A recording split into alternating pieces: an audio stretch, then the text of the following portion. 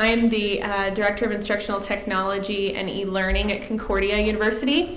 I'm also a doctoral student at UNL in Instructional Technology. I've taught Instructional Technology courses at both UNL and Concordia, and I'm a former elementary teacher as well. So I'm happy to be here today to talk to you about digital cross-classroom collaboration. And I think it makes the most sense to just start by talking about what that looks like. And I'm so grateful to have some assistance in doing that today from my dear friend, Julie Holland, and some of her friends. Julie is actually a technology director in Alvarado, Texas. I used to teach in Texas for several years, and Julie was kind of my mentor. She's the one who got me on the instructional technology bandwagon. And I asked her if she would round us up some students to introduce this idea of cross-classroom collaboration to us. And so, Julie, I'm just going to turn it over to you, if that's okay. Sure. Okay, I am the technology director here in Alvarado, but my background is in the classroom. So I spend as much time in classrooms as I can, keeping the technology going there. And I am in Mrs. Dennis's second grade classroom this morning, and I think they'd like to tell you all good morning. Good morning. We actually have two students here that are going to speak to you, and then I'll kind of wrap up with just another few comments. Our first student is going to be Jacob, and he's going to tell you a little bit about our school and about Alvarado. Our school is a part of the Alvarado ISD. Our school, Lillian Elementary, is located in Lillian, Texas. Lillian is an incorporated community in Johnson County. Lillian is approximately 15 to 20 miles from Fort Texas. There are approximately 350 students in our school. Alvarado is a rural community with an economy that has been primarily agricultural, with only a modest retail and an industrial base. In recent years, the trend has been away from agriculture and towards more urban developments. Alvarado is the oldest city in Johnson County. In 2009, Alvarado's population was approximately 4,289.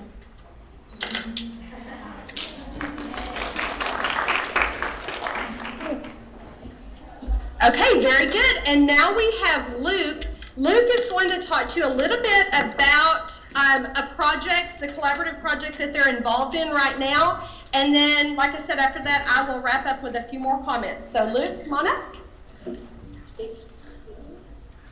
Our class has been participating in a collaborative project with a class in Raleigh, North Carolina.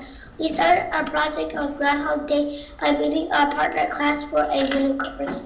They shared their local groundhog predicted 6 more weeks of winter. And we shared that Alamo the Longhorn in Houston, Texas predicted in early spring. Since then, we have been collecting information about our weather.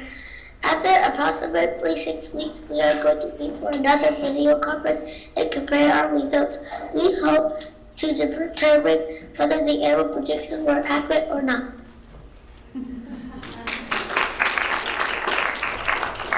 Okay, so just to recap a little bit, we have met once with a class from Raleigh, North Carolina, and they had an animal predictor which happened to be a groundhog like Punxsutawney Phil, and we used an animal predictor in our own area that was Alamo the Longhorn in Houston, Texas at a weather museum there.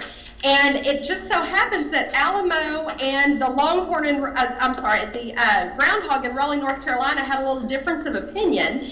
And so both classes are collecting weather data for 6 weeks, and they're going to meet again to compare their weather data and see if our respective animal predictors were correct or not.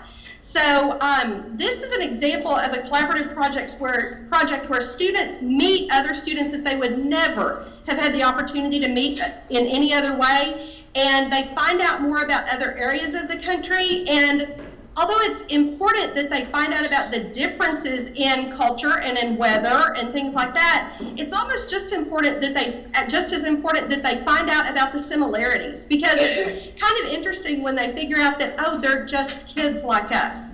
And so that's a big part of it. And in the more in the increasingly global society that we live in, it's really important for students to understand those connections and be able to make those connections. I also don't think that these young men necessarily would have had an opportunity to speak to a group such as yourselves if we didn't have something like Skype in place. We actually have used our video conference equipment for this particular project, although we could have used Skype just as well. And we used our video conference equipment for another collaborative project where we had a writing project. And the students drew a picture. It was around Thanksgiving, so they actually drew a turkey or used construction paper and other materials to make a turkey. Then they had to use their descriptive writing skills to write a description of their turkey. And we exchanged those with a classroom in another town. And then those students tried to recreate the turkeys that our students had created. And we met by video conference in order to share that information and try to recreate the turkeys. And then we did the big reveal where we showed what the turkeys actually looked like. I think most teachers know how important it is that students be able to work within groups, collaborative groups within their classrooms, but it adds a whole new element to it when they're actually able to collaborate with students worldwide, potentially. Thank you, Julie. We appreciate that so much and hope you guys have a great day. Thank you. Okay, bye.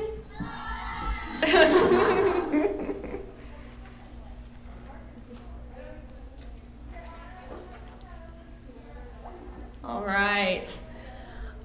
She's a good person to know, I think you can tell. So make friends with your technology people in your districts. That's number one. She's been a great contact to have for, I don't know, almost the last decade or so.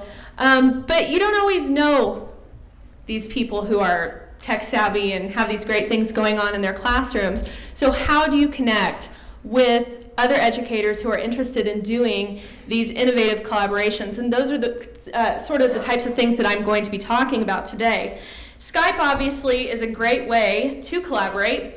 And although a lot of us are familiar with Skype, and let me get back into my slideshow here. Although a lot of us are familiar with Skype, what a lot of people aren't aware of is that there's actually a Skype classroom community.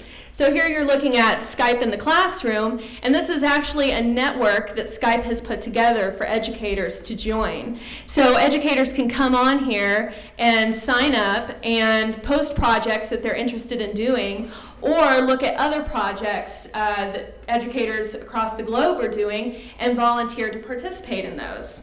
So you can see here how many educators are signed up. Once you have a profile, you can go in and you can look by what you're looking for. So at the top there, you can indicate you're looking for a class, or you want a teacher to speak to your class, or an expert, whatever the case might be. You can filter it by grade level, language, subject area, and there's just countless opportunities on there to bring your students together with other students. So that's something fun to look at. And I would call Skype one of the key tools for cross-classroom collaboration. And I'm going to talk about a couple more here. So let's talk about some of these other examples. Julie talked about the turkeys, about drawing the turkeys and then giving the descriptions, and the other classes had to draw the turkey according to those descriptions. There's another project out there that's similar online, and it's free and available for anybody to sign up for, and it's called Monster Exchange. Have any of our practicing teachers done this before? Nope. It's a lot of fun. I did it when I was a third grade teacher, and what this is teachers can sign their classes up, and you can go on there and find another class that's a similar size and partner up with them. You draw a picture, each student draws a picture of a monster. They write a description, instructions for recreating that monster, and they exchange them with the other class. The other class then has to use those instructions to try to draw that monster as well, and then it culminates with posting the pictures of the monsters, like you see up here, to see how similar they are. So that's a really fun project as well. Another opportunity that's out there for meeting with other classes is projects by Jen. Jen Wagner is a really innovative educator who I think actually maybe right now. I don't even know if she's teaching right now or if she just does this exclusively, but she puts together these ongoing projects throughout the year. So she has all kinds of different projects available for elementary. And one of her most popular ones is the Oreo project. You can see here she's done it for 13 years. And she has all of these ready-made activities involving Oreos, and all of these different classes across the world sign up to participate in this project, and they do these different activities together. One of them is estimating and stacking Oreos, and then they submit it to this database, and then Jen compiles it and puts it into these graphs, which you can then use in your class. So you can see here that the number of classes that collaborated on this, 930, and 19,156 participants. So this is a really amazing collaborative project, and it's just one of the ones that Jen puts together. Again, just right there, waiting for you to sign up. One of the things we complain about as educators is lack of time. Every time I go and talk with educators, that's the number one thing that is consistent with all of them. I don't have time to do this stuff. Well, here's an example of a project that's there, ready to go, and you don't have to do anything other than sign up and do the activities. So definitely something worth checking out. This is a twit pic. A twit pic, if you're not familiar with Twitter, and you will be by the end of my session, I'm kind of a Twitter evangelist, as you'll see. But TwitPic is when you post a picture on Twitter. This is a picture from an Oregon teacher that was posted, Mr. McNulty, otherwise known in real life as Jeremy McDonald. And he's posting a picture of his students who are collaborating with students in Canada on a Storybird. And I don't want to steal too much of the Storybird thunder because my friend Lori Friedrich over there is going to be talking more in depth about it, but I'll just give you a little taste of what it is. Storybird is this really fantastic site that has ready-made illustrations by all kinds of different illustrators. So a student can get into Storybird and find a set of illustrations that he or she finds appealing, and then use those illustrations to create a story. They can then share that story with other people, or the best part, since we're talking about cross-classroom collaboration, is that they can invite other students to collaborate on the story with them. So that's what Mr. McNulty was doing. His students were collaborating on stories with students in Canada. So another really fun project. Unless you think this is something that's just fitting for older elementary students, think again, because this is an example of my 7-year-old daughter's Storybird about Dylan the coffee-drinking robot that she made last year. So this is fun for students of all ages. I see somebody not, have you used this before? Loves Storybird. Everybody who tries it loves it. So I'll let Lori tell you more about it in her session, but again, something you're gonna wanna check out. Let's take a look for a minute at blogging. So I said that Skype is a key collaboration tool. I would say that blogging is the second key collaboration tool, because blogs provide a great forum for connecting with other classes and then reflecting on those connections that you make with other classes. This is an example of a blog that was done by Paula in New Orleans. And Paula's class did a project on Mardi Gras. So they put together some posters and different things about Mardi Gras. And then, okay, so when I was a teacher, what we would have done with this project is I would have said, oh, this is really great, and I want my students to present it, so I'm going to whip up a little sign-up sheet, I'm going to put it outside my door, and I'm going to let all my teachers know that my students want to present, and they should come sign up and walk down the hall and see us present. But Paula is more innovative than I was even when I was a teacher, and Paula decided to take it to the next level. She created a sign-up sheet on Google Docs and then tweeted that sign-up sheet to the world, to the education world, not just random people, but she tweeted that sign-up sheet to the education world and said, hey, people all over the globe, sign up for a time to see my students present over Skype. And as if you can see on her blog, in less than 24 hours, they had 14 participants from all over the globe who were going to Skype in at different times and see her students present these projects. What an amazing experience for those students. And she blogged about that. So one of those teachers that she collaborated with was Mrs. Yallis in California. And so Mrs. Yallis's class Skyped in, and they heard all about the Mardi Gras project, and then Mrs. Yallis's class blogged about the experience. And you can see here how she blogged about how they learned from experts on Mardi Gras, and this is actually a big long blog. This is only part of it. And you can see her photo there.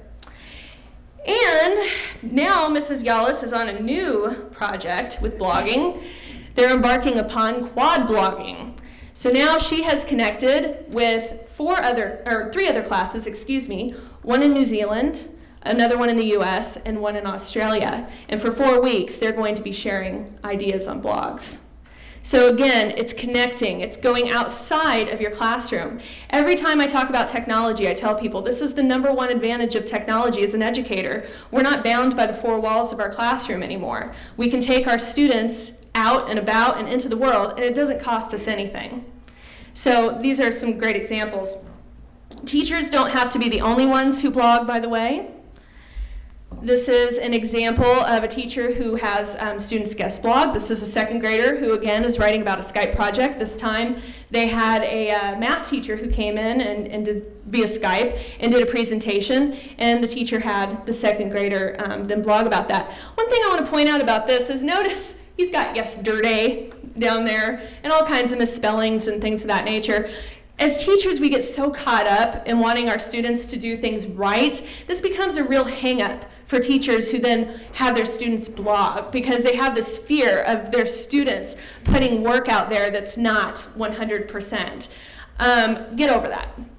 Get over it right now. Because students love to blog, and all writing is good writing. We need to give them the experience of getting it out there and publishing and not worrying about those types of things. It's the idea of what they're doing here that's important, not the spelling. This is another example of student blogs. This actually comes from my classroom. I teach instructional technology at Concordia. One of my students anyway. So my students I make them go on Twitter, again, Twitter evangelist, you'll hear about it in a minute. And I make them go on Twitter and I make them network with other teachers. I'm real crazy and awful like that. And one of their assignments was they had to find a teacher in their particular grade level of interest who's doing wonderful things with technology and then interview that teacher over Skype about what they're doing. It's one thing for me to say, yes, you can use technology with a 2nd grader, and it's another thing for them to hear a 2nd grade teacher say it, or a kindergarten teacher. In this case, one of my students interviewed a 2nd grade teacher who was telling her all about how they do blogging. So these are the students' blogs right here. You can see their names as authors there. And so in the course of my student interacting with this teacher, the teacher said, hey, why don't you guys comment on my student blogs for us?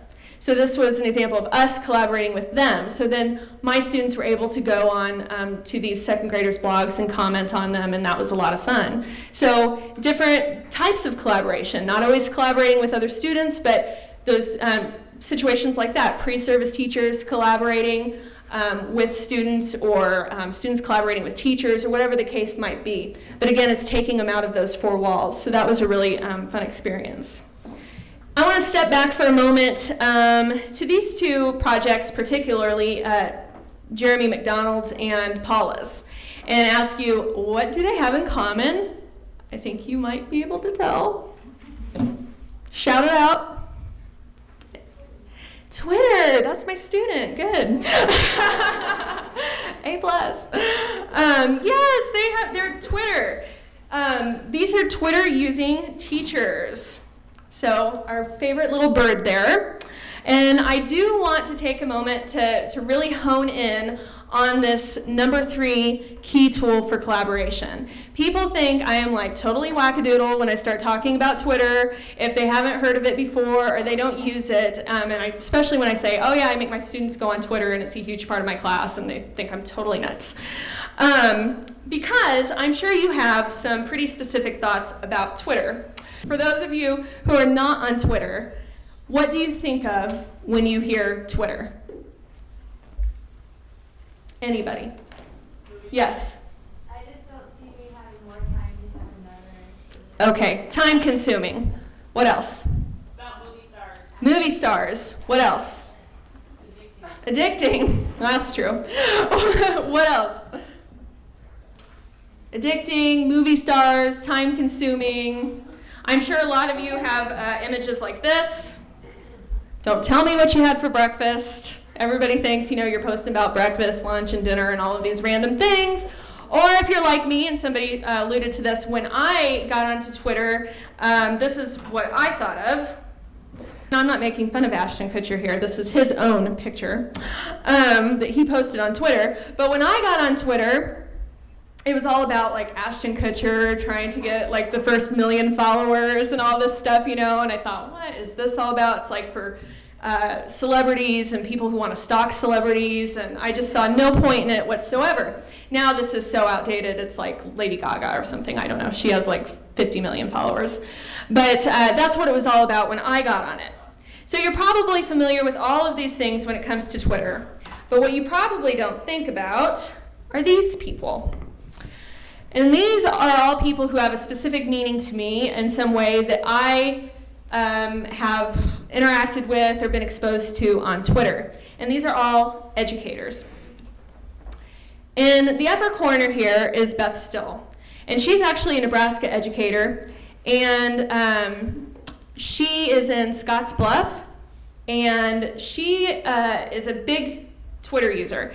And through Twitter, she has done lots of great projects. ISTE is the international conference that everybody who is into ed tech loves and goes to every year.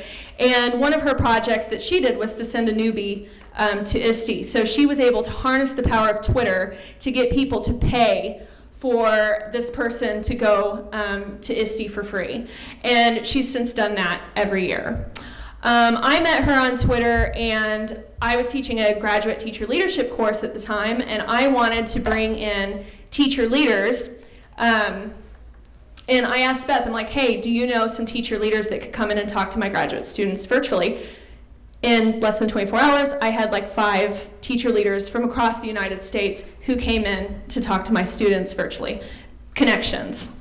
One of those educators who came in to talk to my students is in the bottom right corner there, Richard Byrne. And you may have heard of Free Tech for Teachers. It's a major website. It's a huge website, obviously about free technology for teachers, and that's a site that Richard Byrne created. And had he not been on Twitter, that site would be nothing. The entire reason that site is successful, the entire reason that he has flown all over the country, probably the world, to speak at conferences is because he is on Twitter, and he has made all of these connections. In the upper right-hand corner, there is Kelly Tankley. She is, again, a very active tweeter, became very dissatisfied with the state of education, met somebody on Twitter that she went to coffee with one day, as I understand it, and the next thing you know, she has created her own school through this connection she made on Twitter. So she now has this really innovative school that she founded and is in charge of in Colorado. Very cool story, and again, because of Twitter. On the left here is Diane Ravitch. She's an education activist. This is just an example of the types of people that you can make these connections with. I was taking a class, and Diane Ravitch's book was one of the books that we had to read. And I was amazingly able to interact with Diane Ravitch, this national best-selling author, on Twitter and have a conversation with her about this book. I mean, that's amazing. When would you be able to do that otherwise? And speaking of authors, this one in the middle is one of the co-authors of the textbook that I use in my class. I tweeted about the textbook. Next thing I know, I'm being contacted by the authors of this book who are saying, hey, we would love to answer any questions that your students might have. Please let us know. My students were working on project sketches. These ladies were kind enough to review their project sketches and provide feedback to them, and they have become a great contact for me as well. And this is just like a tiny handful of the people that I've met on Twitter. It's amazing. I could spend my entire session just talking about people I've met on Twitter. But these, again, are educators who are using Twitter for a purpose. And it's nothing new. If you go on the internet and you type in teachers using Twitter, you're going to find it all over. Teachers who are interested in technology are on Twitter. That's where you're going to find them. That's how you're going to network with them. You don't have to feel like you're the lone ranger in your school who likes technology. You can network with all of these people across the globe using Twitter. You'll see this idea of professional learning networks, or PLNs, over and over. That's what they refer to it as. These teachers say that they're using Twitter as a personal learning network to network with these people and get ideas. So connecting with other classrooms starts with you connecting with other teachers. You need to make the effort to put yourself out there. You can go to these ready-made projects online and they're great, but what you're really going to find rewarding is when you make relationships with people. And one of those places that you can make relationships with people is on Twitter. So back to Jeremy and Paula. You can see they both have their Twitter pages up. The pictures are a little less embarrassing than mine. You know, I didn't know he was going to put that up there on that slide, by the way. Also, I might have had a picture that didn't involve my dog sticking his tongue out. You never know where your Twitter profile picture is going to end up. So I just switched it a few weeks ago. But anyways, so they both have their Twitter profiles up. You can't see it very well, but Jeremy has over 2,000 teachers following him, and Paula has 5,000. So whenever they need something, hey, does anybody know about a tool that can do blank? Did anybody ever have a student who is having trouble with blank? Does anybody have an article on blank? They can send that out to not their school with, however many teachers, but they can send it out to Twitter with thousands of teachers. Okay? Much more effective. So this is the way her project went down. She started off, she just put up a tweet. So if you're not on Twitter, this is a tweet, okay? And again, just like we're not worried about our students with their perfect grammar and everything, we're working with like 140 characters here, so please becomes PLS. She says, sorry to off topic, but sign up for my Mardi Gras project. She posted the Google Doc there. Remember the hashtags that were mentioned in the keynote? Those are hashtags.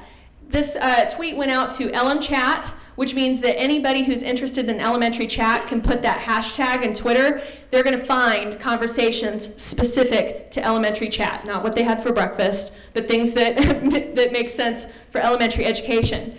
She's also a fourth grade teacher, so she put fourth chat. Fourth grade teachers who are on Twitter use fourth chat as a hashtag. Again, they can hone in on that area. My students had to create a survey asking about technology accessibility in classrooms. So they created it with forms in Google Docs and they put it out on Twitter. I retweeted, which means I just took one of my students' tweets and sent it out again. I retweeted it and put math chat on it because it was a math specific survey. Boom, boom, boom, boom. I got responses and I got action on that survey because people are looking to hone in on specific topics. So she put that out. And then this was the Google Doc that she had, and people could just jump on there. And if you're familiar with Google Docs, you know that you can make it so that anybody can get on there, start typing away. They don't have to sign in or anything. They filled out and said, yeah, I'd like to come in at this time and see your students present. And voila, she had a fantastic project. Very exciting. So I'm just going to end this Twitter thing. I need a little audience participation because I've been talking a really long time. So I am going to ask for a very brave volunteer with a very strong future teacher voice or a current teacher voice to read something for me. Please, would anybody volunteer? This is a letter written by another Twitter user. He's actually a professor. And it's called Dear Educator, If You Were on Twitter. And I'm going to ask my friend, what's her name? Amanda, to read this for us. You want me to read this whole thing? Yeah. Okay. Dear Educator, if you were on Twitter yesterday, you might have found 1, this awesome reflection about working with a teacher on technology integration, or these resources about learning styles and whether they're a myth, or this list of ideas about how to rethink awards or ceremonies, or this list of 100 free apps to check out for that new iPad you just bought, or this update about the thousands of new online resources that PBS will provide you starting this fall, or these fabulous summer reads from The Atlantic, or these tips for using students' interests in online video to make book trailers, or the story on how student gardens change attitudes and teach nutrition, or these suggestions for integrating iPads into your teaching, or this post about self-evident assessment, or these resources for reworking your acceptable use policies, or this list of useful websites for creating outlines, or these award-winning chemistry videos, or these instructions on how to make self-grading quizzes, or this video about students developing their own learning paths, or these great ideas for doing web quests in your classroom, or these tips for effective team teaching, or these 10 simple cooking tips that you wish someone had told you earlier, or this story about how teachers are accommodating students' mobile phones for learning, or these incredible photos from the Space Shuttle Endeavour's final mission. But you weren't on Twitter yesterday, so it's likely that you saw none of this. And yes, you probably also would have seen someone posting a picture of some strawberries or talking about how they just went to their kid's Little League game, or some friendly banter between friends, or even some chatting about walking their dog or the great sandwich that they just ate. Good grief, who posts that stuff? Don't they have anything better to do with their lives? Instead of being on Twitter yesterday, perhaps you were talking with your neighbors over the back fence. That's a real relationship, isn't it? Not like those so-called online friendships where people like each other. That back fence relationship is great, isn't it? Almost every day you share little tidbits with each other. Much of it is banal or just friendly chatter, but much of it also is useful. Where's the best place to get this? How can I find that? Do you have any suggestions for how to best accomplish this other thing?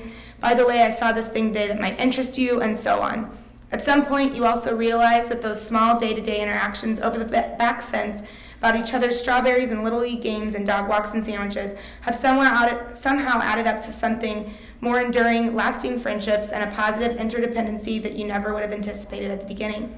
Because you're not on Twitter, what you don't realize is that Twitter is the back fence you share with your neighbors, except your neighbors are people all over the world who share your interests and passions and can help you accomplish your personal and professional goals. Every day you have a chance to learn from these online neighbors. Every day you have a chance to receive resources that you otherwise never would have found. Every day you have a chance to intersect with people who care about what you care about and are willing to help you be more productive and save time. And much of it is banal or just friendly chatter, but much of it is also useful. What's that? You don't want to be part of a community that shares your interests. You don't have time to learn. You'd rather not receive helpful resources. Oh, okay, good for you, I guess. Why again, dear educator, aren't you on Twitter?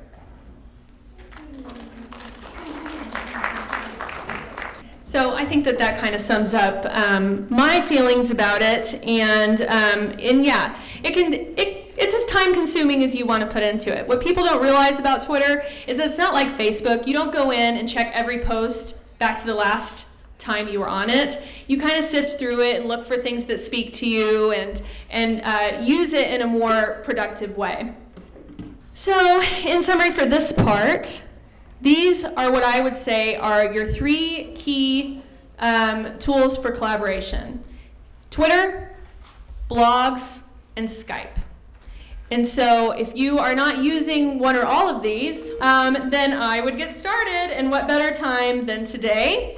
I've created just a real minimal site just of resources and things like that related to this. If you have your laptop, if you go to cuntechnology.wordpress.com, this is actually my blog that I do at Concordia to support faculty. Don't judge me because I haven't posted in a while, especially my professor friends out there. But I have created a page on there. Okay, so you can see when you get to the site that there's a page called Tech Edge. Just go to that page, and if you click on it, you'll be taken to a Google site. And Core Tools here is the page that you're looking for. And I have information related to Twitter, blogging, and Skype. So, Twitter. You have a tutorial for setting up a Twitter account. Who is interested in setting up a Twitter account? Have I gotten anybody on board? Yay, a few people, good, thank you, follow me. So there's a tutorial for setting up your Twitter account, and there's also resources for how to find people. That's the toughest thing when you get on Twitter. How do you find people to follow? I have 2 links there that are going to help you. The first one especially, Twitter for Teachers. Twitter for Teachers is a wiki. If you go to it, it has all kinds of teachers who are on Twitter, if you scroll down, and it's categorized by area, subject area, or grade level, and those sorts of things. So you can go on there and you can find educators who are on Twitter. Another good place to go is this other link here. These people there is actually an award out there for like best tweeter, and they got nominated or won the best tweeter award, so obviously they're good people to follow as well. Because when you go to sign up for your Twitter account, as you'll see in the tutorial, it'll ask you to input names of people you want to follow to get started, and so you can use that as a resource. My Twitter profile is there, of course, so if you are so inclined to follow me and my dog, you can do so. And if you do sign up for a Twitter account, please put your name on our Google Doc, and other people who are in this session can follow you. And then down at the bottom, there's a Twitter challenge there. The biggest thing that happens when educators get on Twitter is they get on there and they're like, okay, nothing's happening, and then they leave. Because it's not something that happens overnight. You need to be on there for a while. You need to interact with people. You need to start building up that network of people that you interact with. And needless to say, that's not going to happen in a week. That's why I make my students do it all semester long. So I would encourage you to do the activities that are listed in those challenges. For those of you who aren't interested in setting up a Twitter page, shame on you. I'll forgive you. But you're interested in blogging, which is our number 2 key tool. I have a tutorial for setting up kid blogs. Kid blogs, does anybody use kid blogs? Okay. It's called kid blog for a reason, because it's so easy that kids can use it. It's probably the most popular blogging tool, especially for elementary teachers and students, again, because it's so easy. And it has all kinds of privacy features and controls, which we need to be interested in as teachers when we put our kids on the web. So you can do things like make the blog totally private. You can make comments have to go through you to be moderated before they're posted. You can make it so that when your students do a blog post that you have to see it before it's posted. And you can do this all much more easily than in some of the other blogging platforms. And if you remember that one that I showed you with the 2nd grade blog, that's what it looks like. You got the teacher's blog, but then you also have all of the students' blogs. So those are 2 things that you can work on for the remainder of the session, which technically is over 11:15. Using those tutorials, so whether you're interested in Twitter or blogging. And then I have resources for Skype as well, which I also mentioned. So if you want to pull up those and start going to town on whichever one of those you're interested in, I will be here to help, and I'm more than happy to do so. Otherwise, that's all I have for my speaking part. Does anybody have any questions before you work on things? Yes? What sort of legal issues do you get into with using TwitPic on kids? You mentioned the kid blog could be set up, but if somebody really wanted to, they could get into that. Do you run into any issues? That's a great question. And what you need to do is you need to check with your district. Districts all have different rules about that, and it's usually found in an acceptable use policy. If it's not, you need to go to your technology director and find out what it is. When I was teaching, I taught in 2 different schools, one in Texas and one in Colorado. The one in Colorado was like, we don't care about any of this stuff. So I was like more of the one worried about it than anybody in my district was. Of course, the day something went wrong, that would have changed. But in my district in Texas, they were much more stringent about those things. I could not post pictures of students. If I did post a picture of a student, it had to be in a crowd of like X amount of other students. So those are things that you definitely need to look into.